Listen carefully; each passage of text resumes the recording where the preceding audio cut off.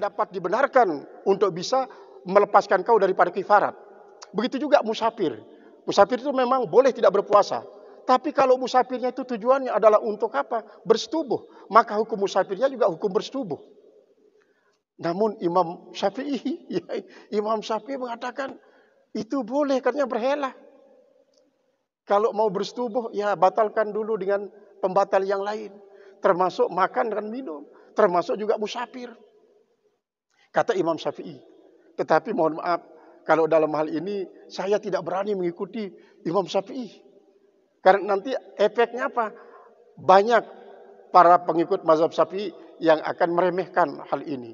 Berkilah istilahnya ya. Kilah kali ini, kilah. Karena memang kilah itu bisa dijadikan juga sebagai salah satu alasan. Misalnya mohon maaf ini, dua kasus yang terjadi kepada pertama pada Allah Subhanahu wa taala sendiri dan kepada Nabi kita Muhammad SAW. Pada Allah Ta'ala misalnya apa? Kisah dari para Nabi Ayub alaihissalam yang ingin menghukum istrinya dengan memukul 100 kali.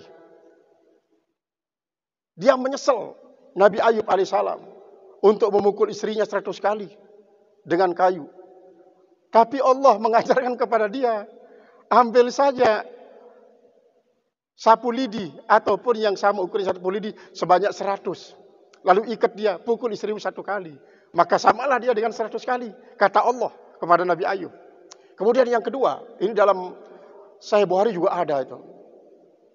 Ada seorang laki-laki ini. Seorang laki-laki. Ya Rasulullah, rejam saya berzina. Ini laki-laki. Lain dengan Bayruha. Kalau Bayruha itu kan perempuan. Rejam saya. Tidak ditanggapi oleh Rasulullah. Tidak ditanggapi oleh Rasulullah. Berkali-kali dengan rejam saya Rasulullah. Kok pada akhirnya Rasulullah bertanya, sudah kamu wudhu? Dia bilang. Sudah kamu wudhu? Sudah ya Rasulullah. Bagus cara wudhumu? Bagus. Sudah kau sholat? Sudah ya Rasulullah. Bagus cara sholatmu? Alhamdulillah seperti yang diajarkan oleh Rasulullah. Akhirnya Rasulullah mengatakan cukup sudah dengan itu. Dia bilang. Ini kilah. Tapi dalam hal ini mohon maaf saya tidak mengikuti kilah semacam ini kalau berkaitan dengan apa? Makan dulu baru bersetubuh. Sehingga untuk melepaskan diri daripada kifarat. Kan tujuannya adalah untuk bebas daripada kifarat katanya. Baru dia makan dulu baru dia bersetubuh. Atau musafir dulu baru dia bersetubuh. Walaupun Imam Syafi'i mengatakan itu boleh. Tapi dalam hal ini kalau saya pribadi ikut Imam Maliki al-Mukarram. Supaya jangan diikuti sama orang nanti ya. Sama orang. Iya. Jadi dia tinggal di Jakarta kan. Dia musafir. Iya dia musafir kan itu. Ya laki di Jakarta maka dipanggil istrinya kan. Dipanggil istrinya yang ada di Lombok untuk ke Jakarta. Untuk apa? Untuk bersetubuh. Karena dia katakan bahwa orang musafir itu boleh tidak berpuasa. Kalau dia boleh tidak berpuasa maka saat itu boleh dia menggauli istrinya. Nah tujuannya untuk musafir itu apa? Misalnya mungkin tugas misalnya. Mungkin tugas umpama. Bukan tugas ya. Kunker misalnya. Kunker seperti itu. Maka dengan cara macam ini misalnya. Dia mengatakan bahwa boleh kita bersetubuh karena ini tugas kewajiban bukan semata-mata untuk apa membolehkan bersetubuh. Ini juga yang dipandang adalah siang Ramadannya itu yang dipandang. Siang Ramadannya ini. Karena apa? Memang seringkali terjadi juga semacam itu. Sampai mohon maaf di Basnas juga pernah ada salah seorang bayar kifarat. Kifarat apa? Kifarat bersetubuh di siang hari bulan Ramadan. Kenapa? Begini kita bilang. Saya kan seorang security. Masuk kerja maghrib, pulang subuh. Ini setiap malam gitu. Istri saya kan tidak pernah dijamah kalau malam dia bilang. Mau tidak mau dia menuntut di siang hari. Tidak bisa mengendalikan diri karena saya juga butuh. Akhirnya dia bayar kifarat seperti itu. Nah, tapi kalau ada pendapat yang lain, ya kita juga hormati pendapat semacam itu. Kalau memang itu yang diikuti, silakan itu yang diyakini. Tapi kalau tiang cara pribadi ya, mohon maaf, tidak mengikuti pendapat semacam itu. Masih ada waktu? Ada ya? Ayo. Al-Mukarram.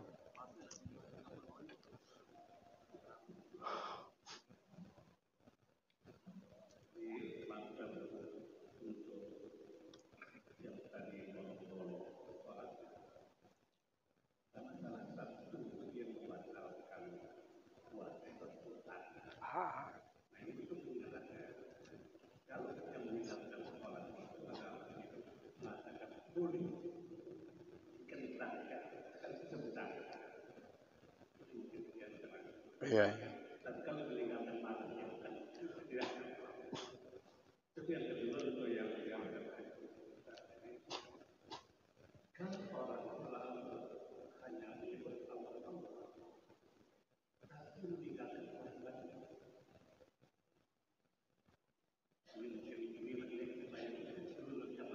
Iya, iya. Iya. Iya, iya. Iya. Iya.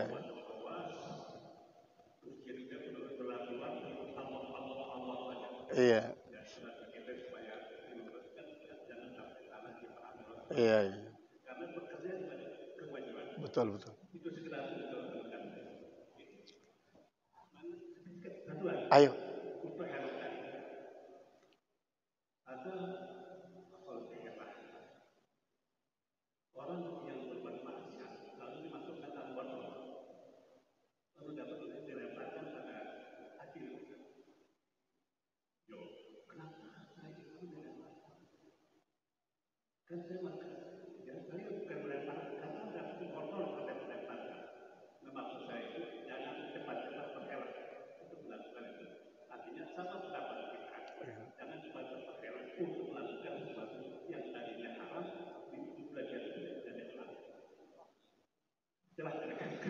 Iya.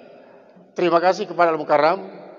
Jadi betul, kalau memang seperti yang dimaksudkan oleh beliau tadi itu, bahwa man taraka salata amdan faqad kafara jiharan, siapa saja yang meninggalkan sholat secara sengaja berarti dia kafir terang-terangan. Kalau itu memang menyebabkan dia murtad, maka berarti salah satu daripada penyebab batalnya puasa murtad. Ada murtad. Jadi ini kalau bisa saya mohon izin tambahkan bahwa murtad itu ada yang namanya murtad bil qaul ya. Ada murtad bil fi'li, ada namanya murtad bil qalbi, ada namanya murtad bil i'tiqad. Murtad bil qaul itu adalah misalnya kita meniru ucapan orang-orang yang tidak Islam. Sekedar meniru saja main-main, maka itu sudah murtad bil qaul. Kalau tidak segera bertobat, maka selama belum kita bertobat dari itu dikatakan murtad bil qaul, murtad. Itu juga kalau murtad bil fi'li, kita meniru cara-cara orang yang tidak Islam. Berarti selama kita meniru cara-caranya, walaupun hanya sekedar menggambar-gambarkan caranya, itu dalam kitab Fathul Qarib dikatakan murtad bil qaul. Kemudian yang ketiga adalah murtad bil qalbi. Angan-angan kita saja. Angan-angan kita saja meniru.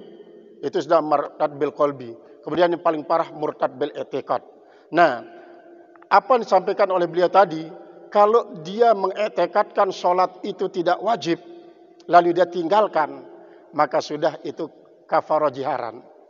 Kalau dia masih mengiktikadkan sholat itu adalah wajib, tapi karena malesnya, memang wajib diperintah untuk apa? Bertobat. 3 kali perintah, kalau tidak mau boleh disembelih. Nah, dalam hal ini memang masalah man taraka salata amdan faqad kafara jiharan itu memang ada seperti yang disampaikan oleh beliau tadi. Kemudian ada yang mengatakan bahwa kafara jiharan itu adalah merupakan kafir jiharan terhadap nikmat. Nikmat apa? Nikmat panca indera. Karena sholat yang 5 waktu itulah merupakan suatu imbalan daripada panca indera. Nah, tapi ini tetap adalah merupakan salah satu daripada pendapat para ulama. Mana yang kita akan ikuti? Kalau mengikuti beliau seperti tadi itu, setiap orang meninggalkan sholat secara sengaja berarti faqad kafara jiharan, maka dengan sebab dia meninggalkan sholat, apakah dia i'tikadkan tidak wajib ataupun wajib, tetap kafara jiharan menyebabkan puasanya jadi batal. Nah, ini memang sangat hati-hati ya, sangat hati-hati, itu sangat bagus daripada tidak dia lali-lalikan nanti. Kemudian yang kedua, memang seperti tadi, dia punya kewajiban untuk makan minum anak istrinya. Keasikan dia nikmat ibadat, membaca Al-Quran, zikir, tasbih, tahmid, tetapi dia tinggalkan. Dia tinggalkan apa kewajibannya untuk mencari rezeki, sehingga nanti tidak ada yang dipergunakan untuk buka. Ini adalah merupakan suatu kesalahan yang besar. Karena apa? Kewajibannya ditinggalkan semata-mata untuk mengejar kepentingan pribadi.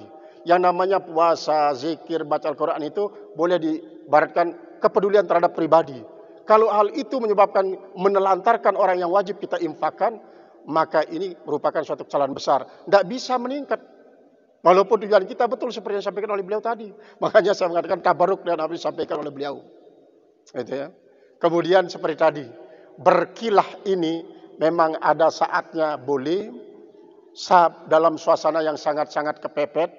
Kemudian jangan sampai termotivasi untuk sedikit-sedikit berkilah, sedikit-sedikit berkilah, sedikit-sedikit berkilah. Itu bisa dikatakan la'bul ahkam, mempermainkan hukum. Mempermainkan hukum. Jadi kalau bisa kita suarakanlah bersama. Jangan sampai itu menjadi alasan mereka. Tujuannya padahal itu ya. Yang satu itu, syahwat faraj itu. Padahal puasa inilah untuk melatih kita menahan syahwat faraj. Terima kasih Al-Mukarram. Kita gerumusan. Ayo, tambah. Ya. Iya.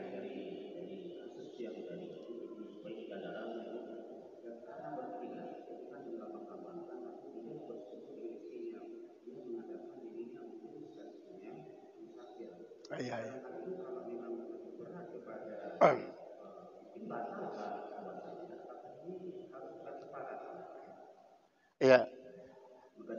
Jadi kalau saya tetap mengikuti bahwa kalau memang ada yang diikuti silahkan. Sebagai rujukannya untuk melakukan hal itu. Tetapi kalau saya tetap mengatakan walaupun mungkin tidak haram mutlak yang wajiban kifarat, tetap makruh karena mencermari kesucian daripada siang hari bulan Ramadan itu. Karena apa? Tujuan utama yang tiga tadi, syahwat faraj ini salah satunya, masa tidak bisa kita tahan kan itu. Jadi paling tidak makruh lah ya.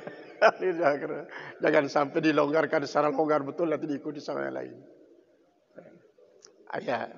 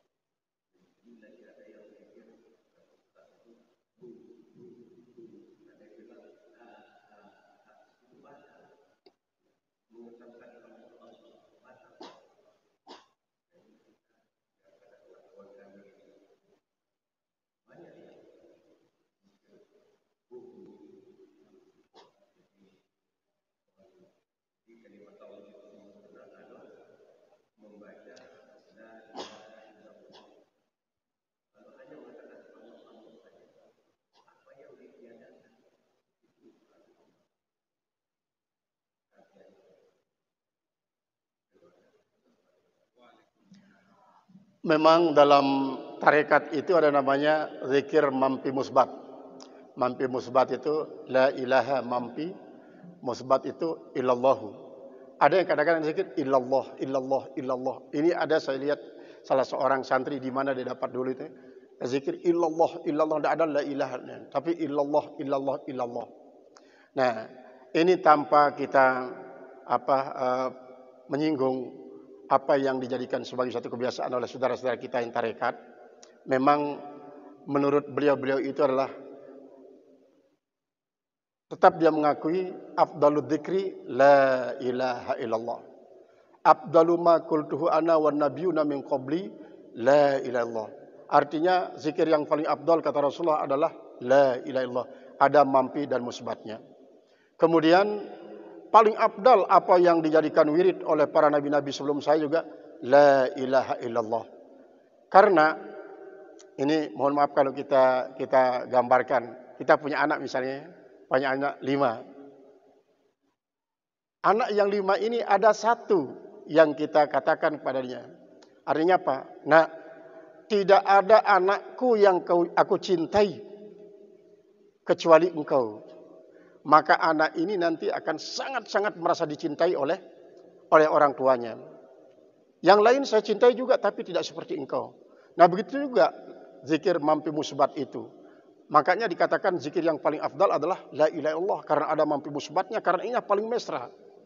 Ketika ada Allah, Allah, Allah, Allah, Allah, Allah, itu juga justru menurut para ahli tarekat ini lebih afdal daripada la ilaha illallah.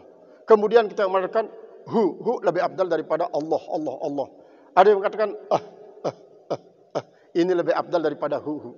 Nah ini mudah-mudahan tidak menjadi polemik antara kita dengan beliau-beliau. Kita tetap hargai karena mereka itu meyakini hal itu.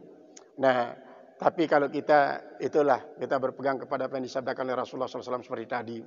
Mudah-mudahan ini bisa kita amalkan. Dan ada juga yang mengatakan bahwa zikir mampi musbat itulah, yang musbat itulah napas yang masuk, yang mampi itulah napas yang keluar. Hu Allah, hu itu gambarannya. Yang masuk itu katanya hu, kemudian yang keluar itulah Allah. Jadi itu yang mampi musbat yang diyakini. Karena di YouTube ini kan sekarang banyak tasawuf itu menyampaikan tutorial tasawufnya melalui YouTube. Sampai kita ada bingung, ya, bingung sekali. Tarekat ini, tarekat ini begini, tarekat ini begini. Nah, untuk bisa melepaskan kita daripada kebingungan itu, maka kembali saja dulu kepada apa yang sudah diajarkan oleh Rasulullah. Nanti itulah yang meningkat kualitasnya. Menjadi apa? Zikirnya muridin tetap tapi la ilaha illallah. Kemudian zikirnya zahidin tetap juga la ilaha illallah. Zikirnya arifin tetap juga la ilaha illallah. Kualitasnya saja yang meningkat. Sama dengan puasa kita ini. Puasanya tetap tidak berarti begitu sampai kepada tarekat kita tinggalkan syariat. Begitu sampai kepada hakikat kita tinggalkan tarekat. Bukan begitu, tapi tetap sholatnya tetap sholat. Kualitasnya lah yang harus meningkat. Ya itulah yang dilakukan oleh Rasulullah dan para sahabat. Silakan.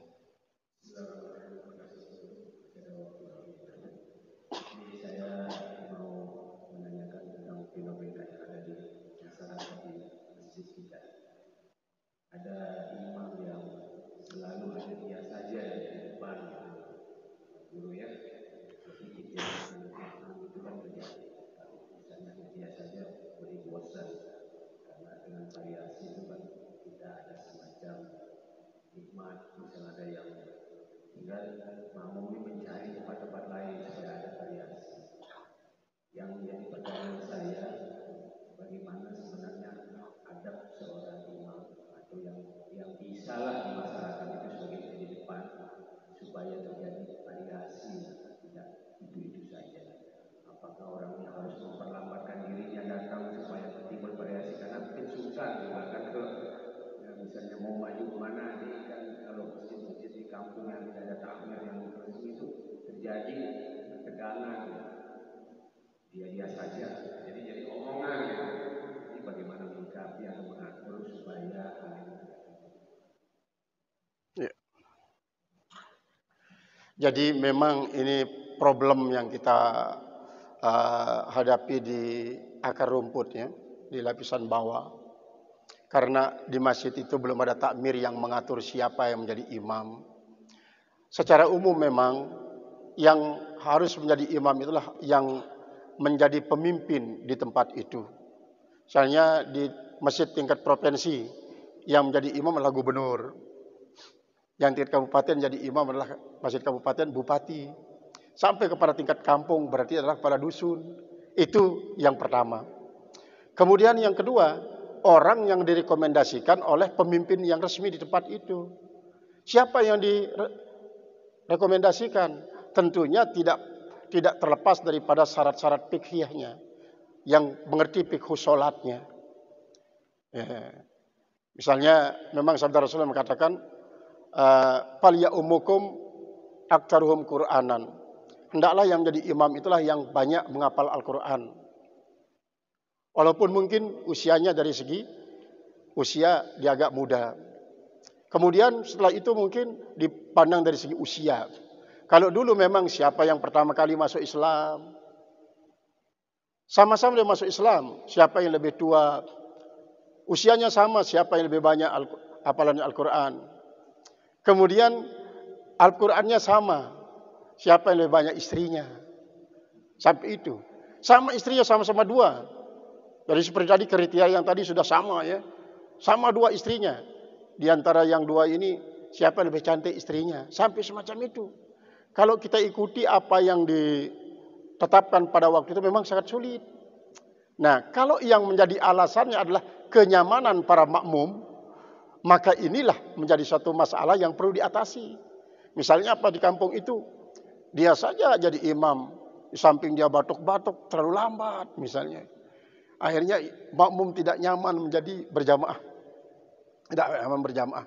Sehingga perlu memang adanya pembaruan sistem pengaturan jadwal imam.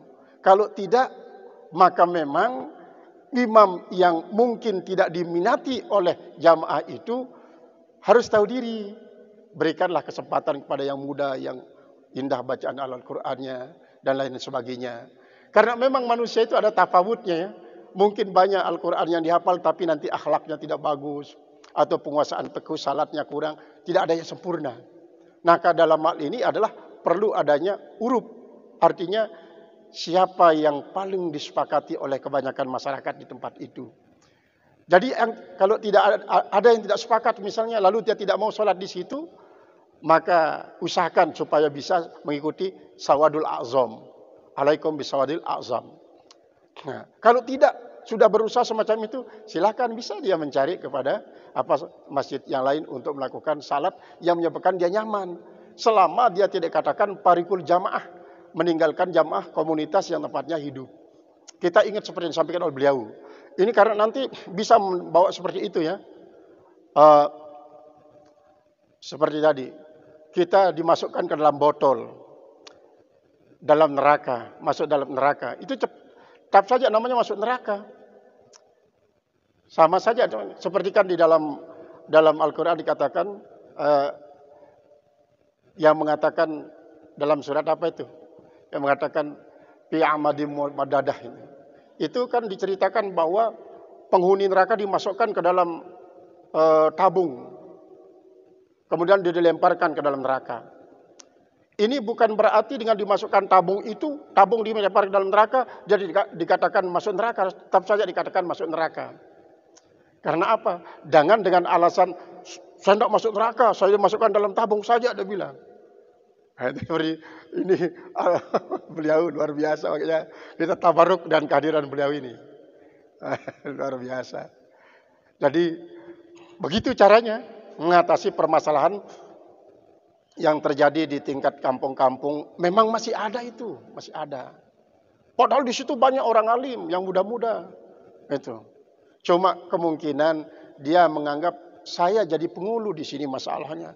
Berarti saya yang punya kewajiban. Sementara kan saya yang punya pecatu, dia bilang. Pecatunya saya yang ngambil. Kalau orang lain saya suruh jadi imam, nanti kan berarti saya hanya makan pecatu, tapi yang lain melaksanakan tugas. Itu juga permasalahannya. Jadi itu ya. Mudah-mudahan apa yang kita bisa lakukan pada saat sekarang ini dijadikan oleh Allah Subhanahu wa taala sebagai majelis yang diridhoi, yang akan menambah kedekatan kita kepada Allah Subhanahu wa taala. Masih ada? Cukup. Mohon izin Al-Mukarram. Pelunggu yang berdoa sekarang. A'udzubillahi minasyaitonir rajim. Bismillahirrahmanirrahim. Alhamdulillahirabbil alamin. Ar-Rahman-Ar-Rahim. Wassalatu wassalamu syarafil anbiya wal mursalin sayyidina wa habibina syafiina dzarina qurrata a'yunina mustafa maulana muhammadin wa sayyidil anbiya wal mursalin alaihi wasallam ajma'in. Allahumma ighfir lana dhunubana wa tub 'alaina wa lidana jamil mu'minat al ahya wal amwat.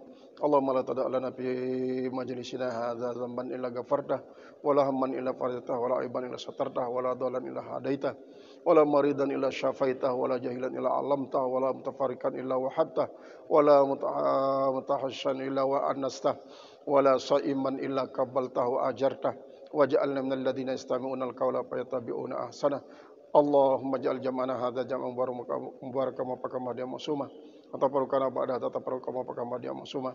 Rabbana atina fid dunya hasanatan wa fil akhirati hasanatan benar walika subhan rabbikal izzati masifun salamun mursalin alhamdulillahi rabbil alamin. Fatihah.